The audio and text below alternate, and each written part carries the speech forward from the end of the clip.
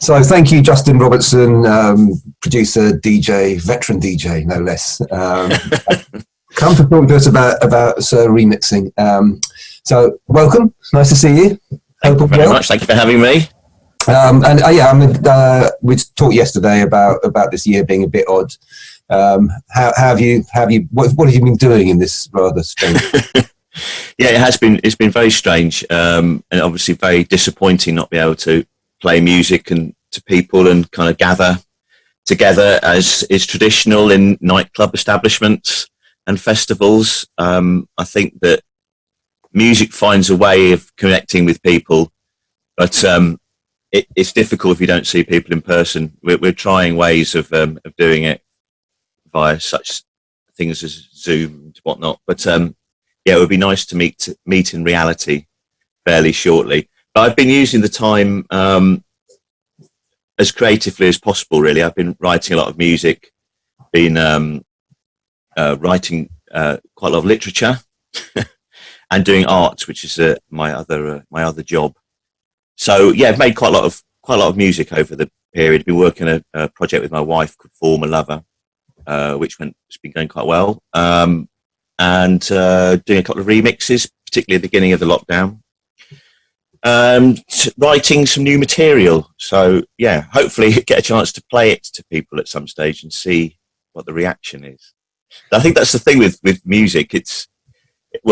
Any sort of art, you can sit in your studio and make things, and you can play them to yourself and maybe the people in your household, but it doesn't really make a lot of sense until you share it with people.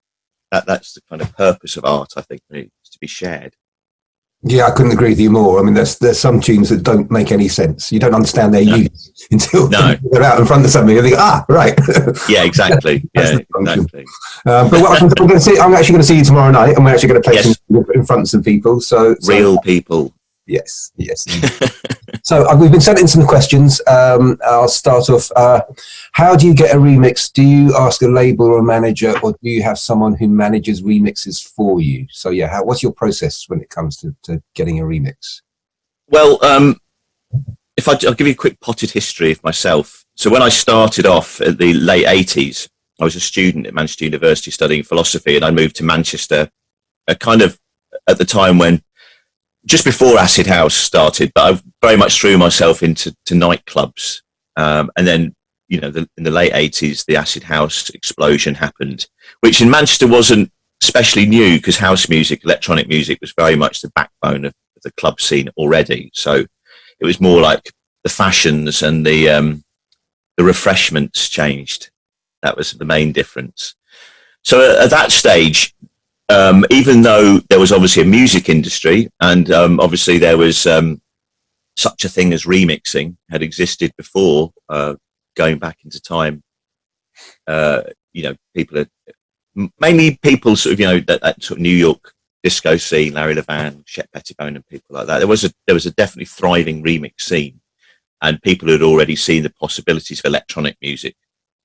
So it wasn't new per se, but what was new was a kind of desire to fuse this electronic sound with all sorts of other types of records that perhaps you wouldn't have thought of sticking beats behind before.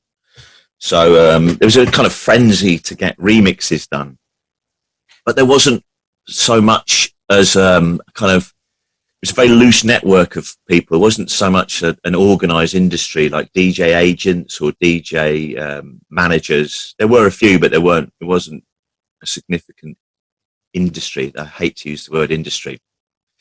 It was a nascent community, I guess you want to say. So I kind of fell into my first remix work sort of by accident. I'm a great believer in accident, or the what James Hillman would call the intervention of my demon, the kind of fate, as it were. So when I was working at this record shop after I left university, there was a band assigned to their label called the Mad Jacks, and they had a song called Feel the Hit, which is kind of rock song, and they wanted to get a club mix done of it, and they didn't have any money. So they said, who can we get to do it? And I was just a young man working behind the records. I said, I'll do it. but I'd never been in a studio before. I didn't really know how anything worked. It was all guesswork on my part. All I knew was how I wanted it to sound.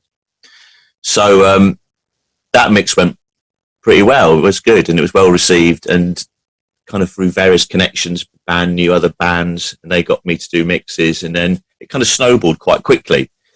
But what became apparent was that that network, and things have changed now because of the internet and because of social media and because of the general sort of availability of information. But at that time, it was quite hard to sort of connect with this remote entity, which was the music industry. So I contacted a guy called Jonathan Richardson, who was working or had a company called Pop Promotions, which was a record promotions company promoting promos of new releases. So because he had connections with the sort of records that I liked, he was sending me records that I was really into. I approached him, and he'd never done management before, but he sort of jumped in because he knew a lot of people at some of these labels that I didn't. So it was useful to connect with those kind of A&R people. And then, I've had a few managers since then. Nettie Walker, who I met through Bjork. I was doing stuff for Bjork. She was working for One Little Indian. I was co-managing her with Derek Burkett. So, and I currently work with a guy called Russell Brown, who helps me in music and also my art stuff as well. So I'd say currently what I do is it's a combination of the two. I don't think necessarily, especially if you're starting out, you don't necessarily need management, especially now, because the ability to contact artists directly or to contact people involved in the artist directly is there. So my advice would be, if there's something that you think that you can add something to, and if there's a project that looks interesting, and the key being that you hear a piece of music, you think, I could add an interpretation of this piece of music that would be interesting. I think that's the key. If you think that you find such a piece of music, then I don't think there's anything wrong with just contacting the artist and see what comes out of it, because I've done that in the past. I've done that recently. Sometimes they tell you to go away and never darken our doorstep again, but most of the time they're kind of open to the idea, especially if you can kind of articulate what it is that you find interesting in their piece of music. It's quite nice to have that kind of feedback. Where a manager is useful, particularly in my case, is business end of things, because I am in the habit of negotiating myself into terrible positions. I'm the only person who will go to a market and haggle the price up from the price given by the trader. So I need help in that department because I'm not very good at it. So it is useful, and often it's useful to tap into a network of people that you don't necessarily have access to.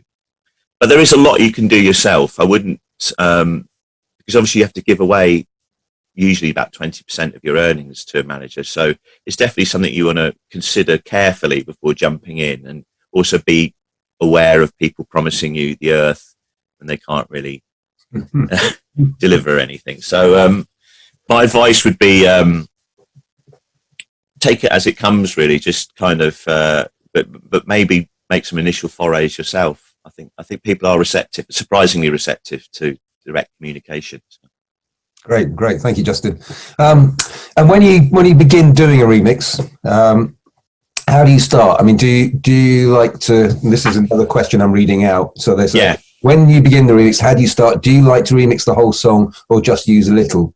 So I mean, you know what they're getting. Some people actually like the song to end up still sounding like the song, but more often you edit, and then some people bin everything, just keep like a fraction of a vocal sample. You know.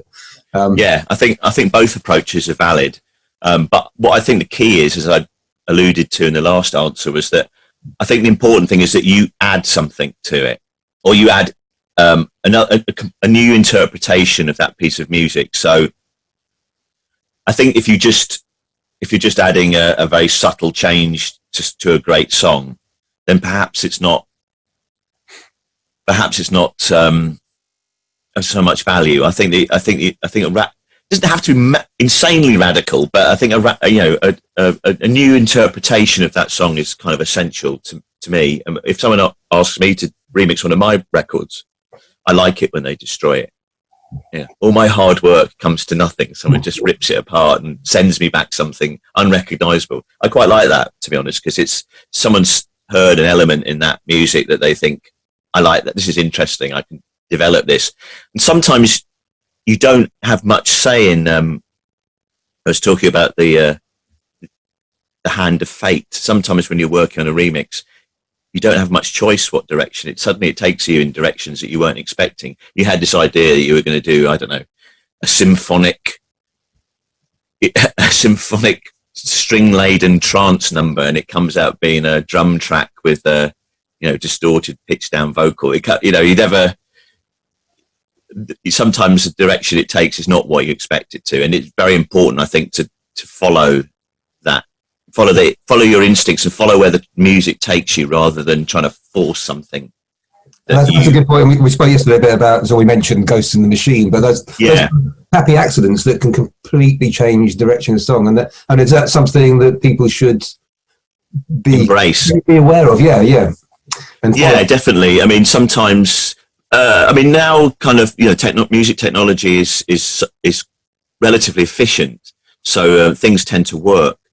But still, like, glitches and mistakes happen. You know, you might be trying to quantize something in a particular way and it comes out all wonky and strange. And that's when it throws up interesting things. Oh my, that's interesting. And it'll take you off on an entirely different path. So, I mean, I think remixing in its purest form should be allowing for anything. You know, if you end up just with a snare drum or something like that, if that's the direction the song's taking you, then I think that's completely valid.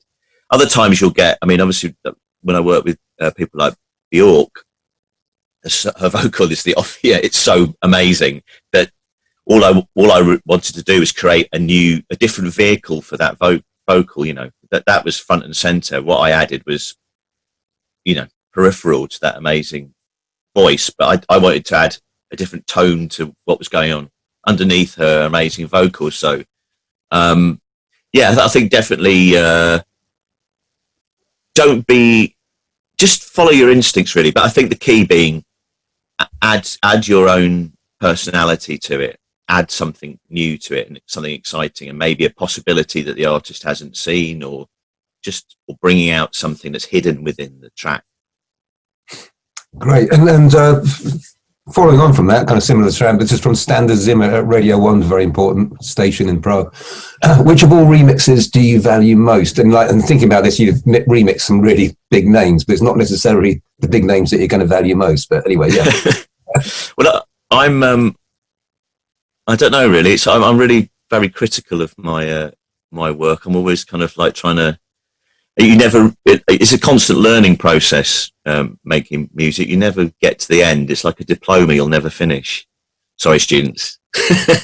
You're never going to get that diploma. But it's a constant learning process. So, I mean, I've had the pleasure of working with some amazing artists who's, you know, Bjork just mentioned. So my work doing Sugar Cubes and the Bjork mix I'm very pleased with, and then when I was doing Lion Rock, working with someone like MC Busby, who's an incredible talent, incredible songwriter. So again, I'm just trying to enhance their genius, really. I kind of bow down to their greater genius and that kind of thing. So I'm kind of happy with those, but I think that some of the stuff I've done recently, I'm very happy with. PBR Street Gang, Noel Gallagher remix I did recently. I've just done with D-Ream, which have turned into a 8-minute dub extravaganza.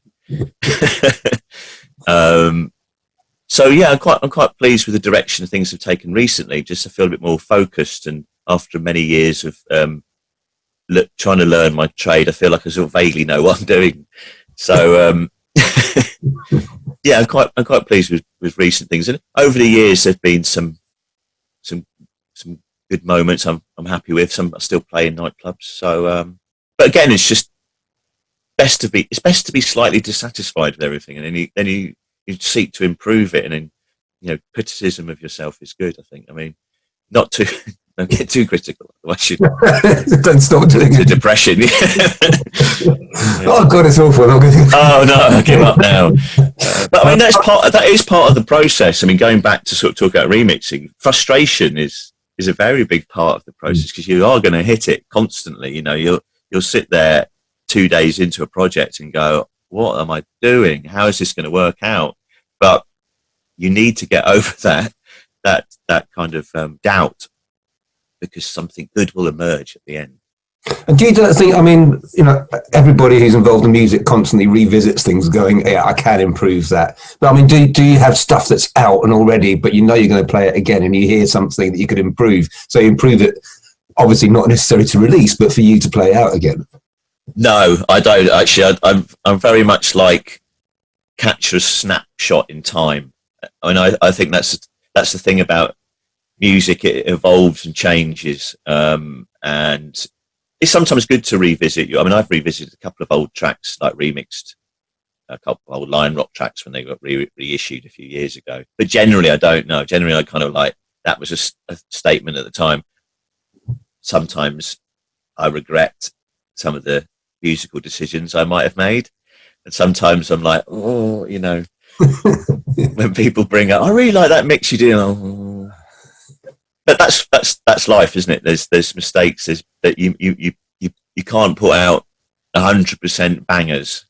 Sometimes there's going to be a few duff ones in there, but that's cool. I think that's all right, you know. And other times you do things and you think you've no idea how you did it. You have absolutely no idea how you might go back in the studio and try and recreate that, and you can't. So it's like capturing the moment, really. Talking of Lion Rock, question from Standard Radio 1 again. Say, is Lion Rock a closed chapter or a subject to revival consideration? Any chance that you go back to Lion Rock? No, I don't think so. I kind of I like moving on, really. I like to kind of change things. One of the things I really don't like has been hemmed in and being easily defined. So I like to sort of, that's why I very rarely use my name when making music, because I really hate the idea of becoming a product of any description or brand. It's a very sort of now way of describing yourself, especially the DJ thing, you know, logo and the brand of X DJ and producer. I don't really like that at all. I like the freedom to change and not be easily defined. So I usually use different monikers: Lion Rock, Rev Tone. My current project, which I've been doing for quite a few years now, is the Deadstock 33s. Former Lover, which is me and my wife, so that's kind of 50-50. It's not me, not 100% me anyway. But yeah, I like to kind of create these new identities. So Lion Rock was definitely something that I did literally last century, so in a different millennia, in fact, not just last century. So yeah, I'm not so keen on time travel in that respect. Having said that, so Roger Lyons, who is my partner in Lion Rock for many years, and MC Busby, who I talked about earlier, who's a genius songwriter, they are working together on a new project, which is very, very good. So I've been asked to do a remix for that project. So it's kind of almost like a Lion Rock reunion, but under a different name. And I think we talked about maybe doing some music together in the future. But in my mind, it would be something entirely new. Great.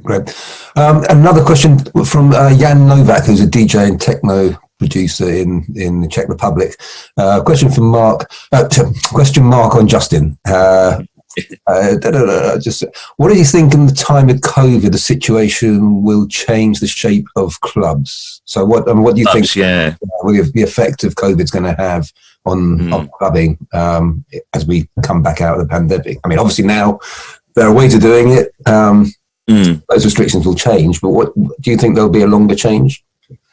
Well, yeah, this is a very vexed question, and it kind of gets the very heart of what music, I mean, nightclubs and electronic music, but music in general, what is it? What is its function in human society?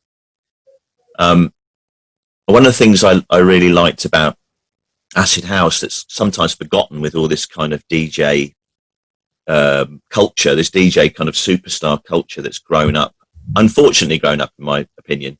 When acid house first started, what was interesting about it for me, it was very different from rock and roll, where the DJ was like a respected figure, but like a kind of background figure who was playing music, directing a kind of ritual that was happening in the club. So if you look at early footage of raves and early acid house clubs, no one's looking at the DJ, they're all looking at each other. They're all kind of connecting with each other. And that's kind of changed slightly now with this looking towards a stage with DJ standing there doing God knows what, firing confetti out of a cannon or something, you know.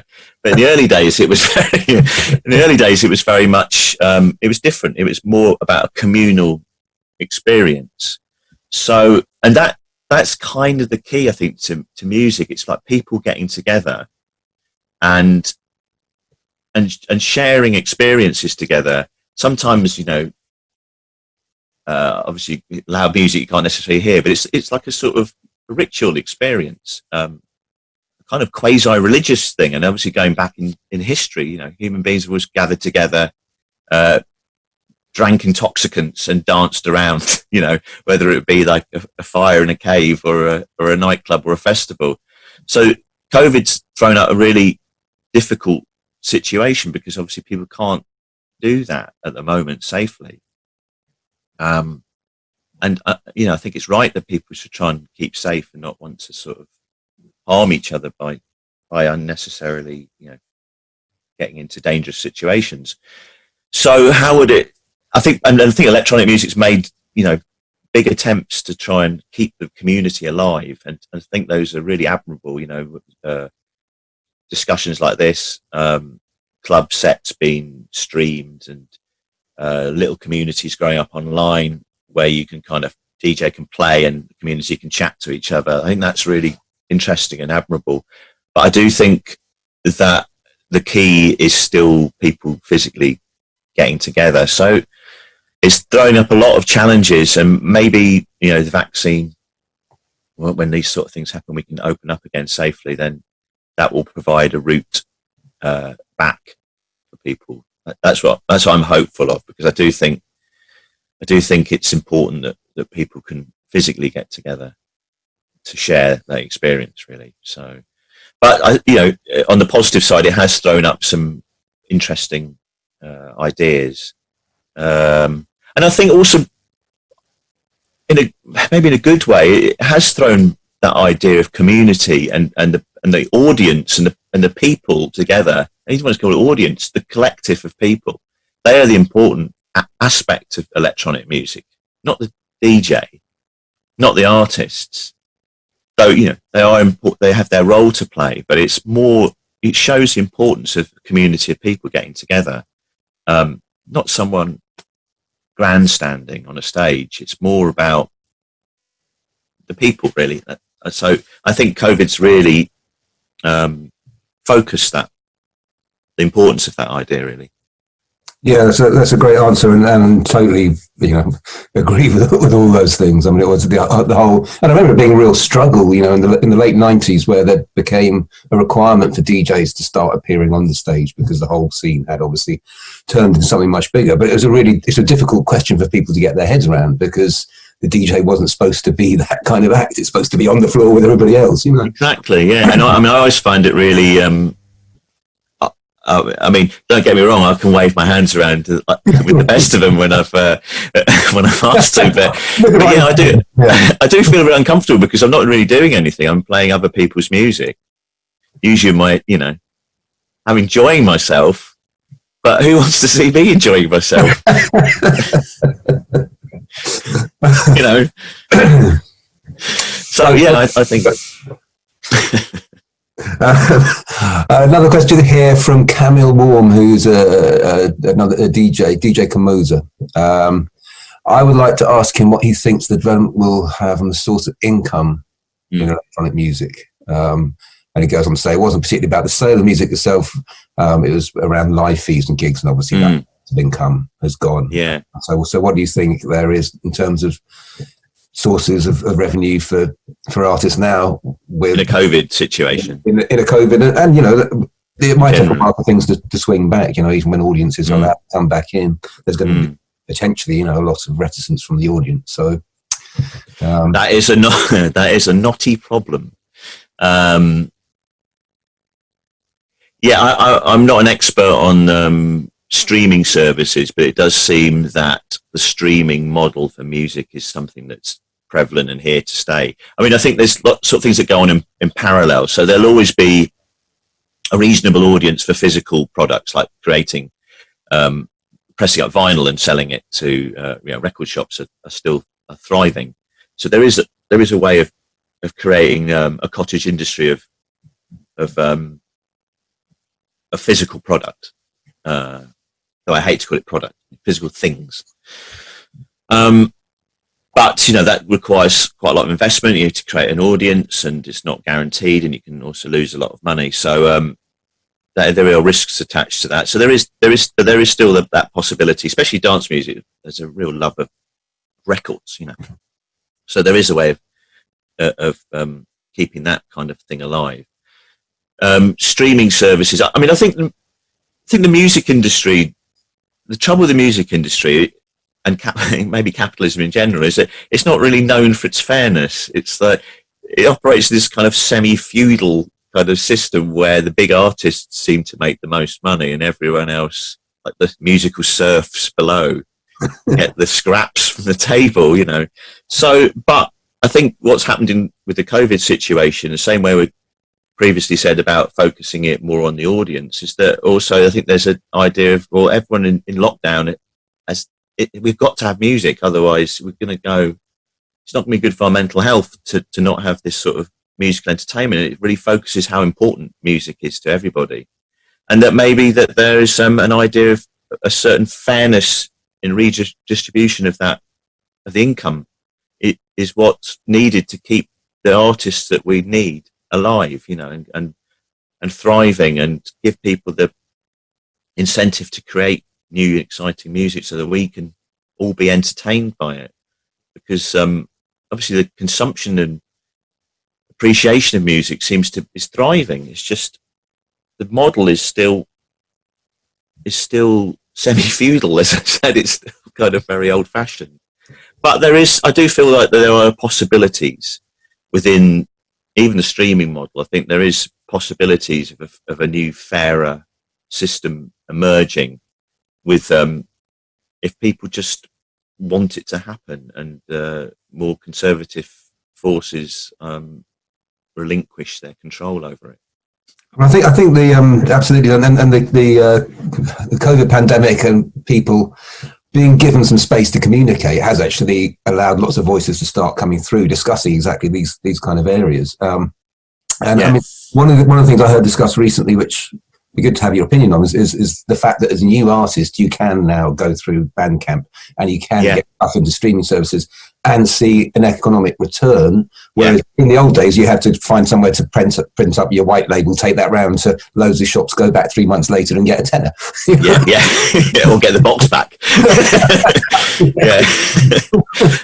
Actually, no, I should have mentioned Bandcamp, because Bandcamp's amazing. I mean, I would probably say I do 2 radio shows, right? One called The Temple of Wonders. It's kind of psychedelic world music and dub and stuff like that. And then the other is called Rotating Institute, which is more electronic stuff.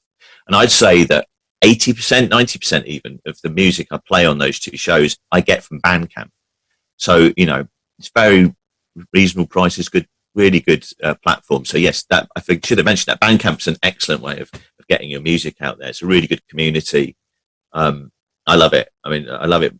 Probably have all the digital music platforms, and obviously you can buy physical product through them as well. You can buy the vinyl and merchandise and whatnot. So Bandcamp's fantastic.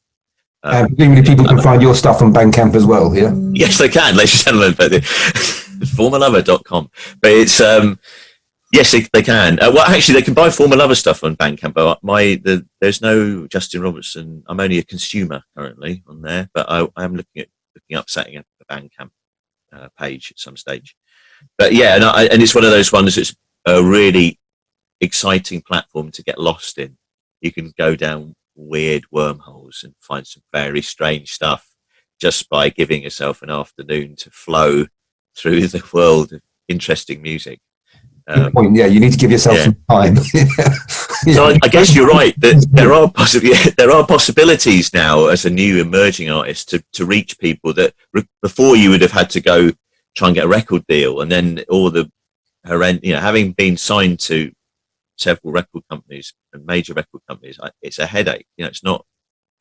I think sometimes when you're young, you sign a record deal and you think, this is it, I've arrived. It's not. It's quite grim in certain aspects.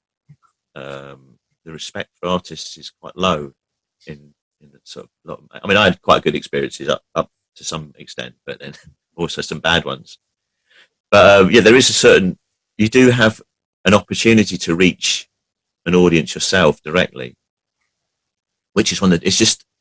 I don't know what people. It's hard to. It's tough. It's really tough. There's obviously a lot of music out there, so how to get your head above the parapet and get people to hear it is difficult. Again, that gets back to the key of all music is that a good idea, a passionate delivery of a good idea will see you right. A mediocre kind of can't be asked functional piece of music will probably will find it difficult to emerge from the melee. Cool. Well, this is a good time then probably to move on to a slightly different area, but this is quite specific, so I'll broaden it out. So the question is, which according to him is the best preamp and mic thought of as high tech? So that obviously, what kind of mics do you use? But maybe broaden that a bit. Kind of, are there bits of hardware and software that you're particularly attached to? Well, my piece of advice when it comes to technology, I mean, I've been doing this for ages, 30 odd years, and weirdly enough, I'm not that interested in the technology of it. I'm not really. I don't pore over magazines and go on forums about technology. I very much believe in using what you've got, or finding a setup that you're I was going to say comfortable with, maybe uncomfortable with, but just kind of using what's at hand, rather than sort of fetishizing.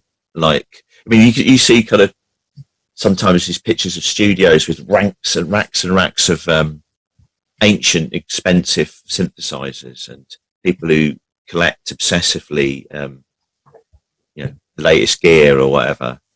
And that's all great. There's some brilliant pieces of equipment out there and brilliant pieces of, software that you can use, without a doubt. But like some of those early, well, I don't even say acid house was made for a bassline machine that no one knew how to use, a cheap kind of bassline machine, misused by people, a drum machine. That's all it was.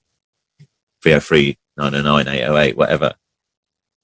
Or going back to early music, kind of like banging a tin can, banging a saucepan and singing along, or having a 2-string guitar you found in a dump. Like you can create magic out of anything, out of rubbish.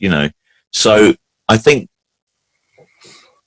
you don't want to fall into the trap of feeling like you have to have the most expensive, the top of the range piece of equipment to make good music, because you don't. In answer to the question directly, I use an old Rode microphone, which is lurking somewhere behind me, and I go into my Sapphire sound card, but it's not the greatest microphone. It's really cheap, but I've used it for 20 odd years, because I know what it does, and I know what the pitfalls of using it are, and I know how to compensate for it.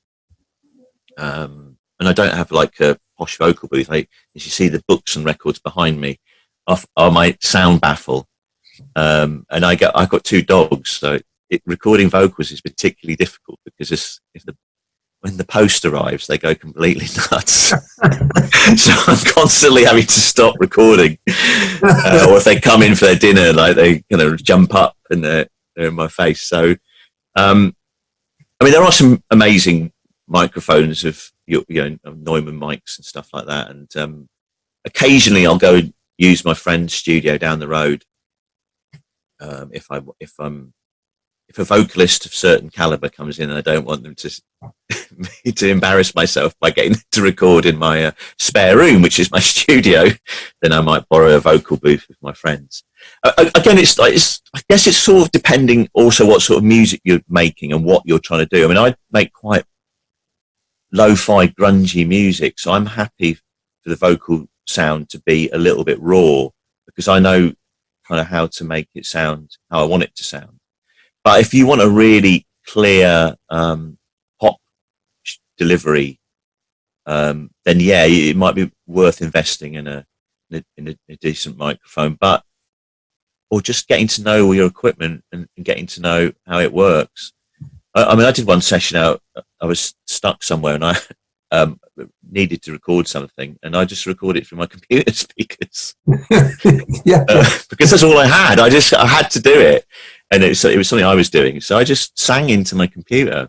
It sounded great. I was really pleased with the results, but you know, it wasn't the polished piece of music that I was trying to achieve. Well, I think that's all really good points. I remember talking to Prince Thomas about a remix, beautiful remix he did of the Chemical Brothers track, and I just happened to see him somewhere, and I went, "It's amazing," and he went, "Yeah, it started because I found this really rubbish kick drum sound."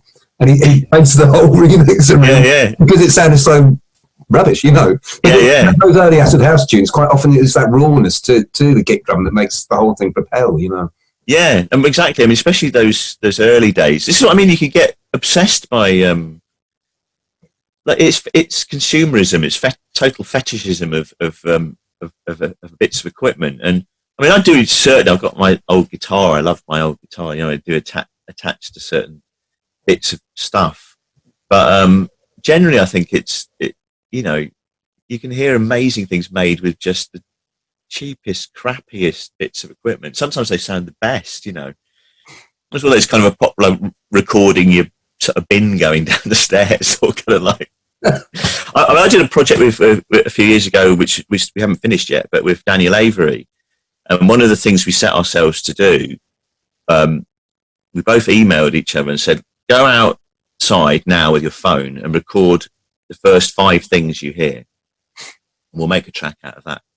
So, that was an interesting experiment. It's amazing stuff. So I got sound of my dog's nose, him breathing, you know, things like that. So sometimes the sounds you hear outside, the natural sounds, can be quite interesting.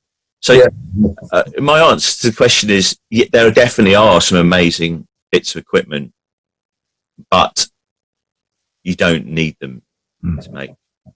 And also, thank you for pointing out the second beautiful use for vinyl, which is fantastic sound insulation. You know, yes, a room with 4 walls of vinyl around you don't need anything else. Absolutely, yeah. So thank you for that. How does he work with the author of a song, or with the label and the author, especially when remixing world famous names? So yeah, do you interact with the artist, the original artist, when you're making a track? Not sometimes. I mean, in recent times, more so, because it's quite often the artist might approach you directly. I mean, in the case of Noel, he literally sent me a text message saying, "Do you fancy remixing this record?" And then, so for the High Flying Birds, yeah. So sometimes it's a personal message. And normally people contact you because they know what you do and they like what you do and they want you to do whatever you want. So I kind of like to be given free rein and like to be trusted in doing something, because I'm like, okay, I'll do my best. Whatever you give me, I'll do my very, very best, and hopefully you'll like it. Some artists I've met in the past have not liked what I've done to their music and have told me so in very blunt terms. I mean, there is a time, you know, sometimes major labels used to sort of have that thing where an A&R person would wade in and get you to do something, and the artist wouldn't be that into having a remix done or didn't really want it done and are very precious about certain things. And I was very not precious about their music. I'd like to take it apart and kind of annihilate it and make something new out of it. So some people don't appreciate that. Yeah. Yeah. Understandably. Well, yeah, but they've asked for a remix, you know. Yeah, but generally speaking, I think people just let you do what you want, and I think that's the understanding. That should be the understanding about remixing. I think really that you're there to add your interpretation and should be given the freedom to do so. Sure. I mean, have you found, because some genres are more open to remixes. You know, if there's a pop single, then they obviously tend to get remixed a lot, so it's not unexpected. But some genres are less, and you work across loads of genres. So have you found that some artists have been surprised just because they're not really aware of what a remix is or what it does, because it doesn't come into their world, whatever it is? Yeah, I mean, not so much now, I think, because I think that it's been so well established. But yes, there are a lot of people who come from a totally different, and they're really excited by hearing their music in a totally different way, and they're hearing them out in a club or whatnot, hearing their music sort of mangled through various machines. I think a lot of people are very, very excited by it, and people you might not expect to kind of sort of trad rockers are really into it. Yeah. So, and I don't know. I think if you're asking someone to do a remix, then you need to sort of relinquish. You need to sort of free it up and let it go out into the world and see what comes out at the end without being too precious about it. And I think if you approach someone to say, "Here are my parameters. This is what we want a remix doing, but you must fulfill this point, this point, this point," then it's not something I'm interested in, really. But that's for remixing. There are occasions where in the world of work of music that you might be asked to do, say if you might be asked to make some music for an advert, say, or a computer game or something like that, which is does happen. That's a slightly different brief where people want your creativity and your uniqueness, but they also kind of want it's doing a job. So then you might have to bend a little. I find doing those projects sometimes quite frustrating. Well, the next question might relieve you of those duties, which is a complimentary. Other one. How does he see the rapid implementation of AI in the creation process? Will it be more towards diversity and originality, or will it just improve and accelerate mainstream pop production? So will it funnel stuff into everything sounding the same, or do you think AI could create a broader sound palette? Well, I'll first add the heavy caveat that I'm no expert in AI by any means at all. But my understanding of artificial intelligence is that it's. I think there's a lot of claims made for AI, particularly in people working in the field, that are fantastical and possibly unrealistic. I mean, the idea that the machines will sort of become conscious and somehow will be dominated under their robot yoke, I think is somewhat far-fetched. I mean, AI is an interpretation of human thought. It's a kind of it's created by people and interprets human kind of references. So I wouldn't be too worried about trying to replace ingenuity. I mean, there's always been sort of formulas in if this going back before AI, there's like formulaic pop music, formulaic kind of easy listening music. There was Tin Pan Alley songwriters who just had like a formula for a good time record, and they wrote these songs and musicians would churn them out and they become hits. There's always been like Hit Factory, Stock Aitken and Mortman. There's always been formulas for pop music, and AI is no different from that. It's just a sort of maybe slightly more efficient way of interpreting those patterns, but they are human patterns. So yeah, sure, it might accelerate the creation of generic pop music, but generic pop music's always been here. So I'm not worried. I mean, the sort of music that I like is generally created by maniacs and is often very strange. I mean, who knows? AI could probably help in that process. But I think that at the end of the day, AI is it's a tool of interpreting weird human ideas. So I would say use that tool if you think it's valuable, and you think it helps, but I wouldn't worry too much about it. Formulaic, the idea that all music's suddenly going to become formulaic and bland, and I don't think will happen. There's enough rebels out there who refuse to fall under the robot yoke. I've got now a question based around a quote from Immanuel Begund, which is, music has a fundamental importance in the evolution of humanity, and it says it's posted on Friday the 2nd October 2020 at 13:48, so just very precise. Music is a vital need, according to Immanuel Begund, research professor in cognitive neuroscience at the University of Burgundy. So I think this question is really about the role of music in educational development, and also, as we just talked about, as a means of expression. And during the question, the questioner asked about the way that authoritarian regimes clamp down on music for that reason. Yeah, I mean, what are your thoughts on the quote, really?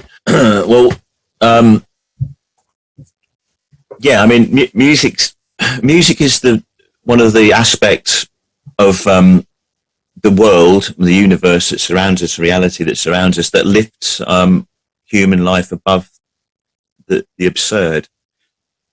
It's Schopenhauer thought it was the kind of essence of will, the essence of being. And I think Nietzsche called it life without music would be a mistake. So. And it's not just human beings. There's music everywhere. The bark of a dog, the whistle of a bird, the creak of a tree. There's music and sound all around us. And I think the appreciation of music is where you connect with that reality around you. It's a direct link to the kind of essence of things around you, away from the kind of petty human squabbling and the kind of day-to-day functional needs that society throws up. So music's like a transcendent experience. It connects you to a greater reality. So it wouldn't be surprising that totalitarian regimes would want to suppress that kind of connection, because I think that when groups of people, as we discussed earlier about where the COVID future of music, when groups of people get together and involve themselves in kind of ritual activities, they often come up with some ideas that are dangerous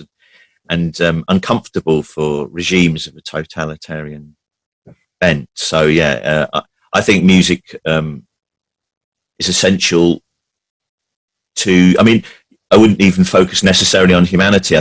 Human beings are very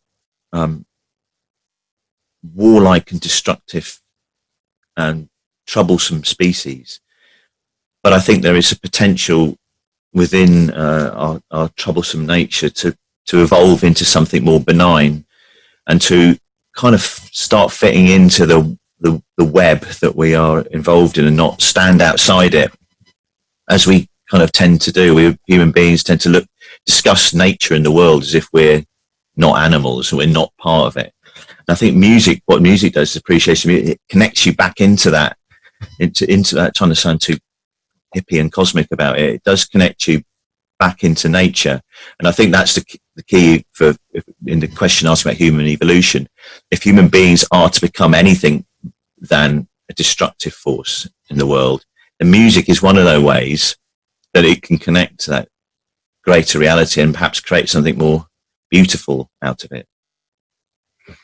What a nice way to finish. Good to see you. Yeah, man. It's good stuff. So I don't want to belittle it at all. It's a really nice finish. And also, just to draw a conclusion to us meeting it Sunday morning in the times of COVID, it wouldn't have happened before the times of COVID on Sunday morning at 10:30. No, that's true. Yeah. Or I'd still be up. It would be a slightly less attractive face. Great. I'll see you tomorrow in Hackney for some music. Brilliant. Great. Take care. Thanks a lot, mate. Take care. Bye-bye. Bye. Bye. Is that all good, Ben?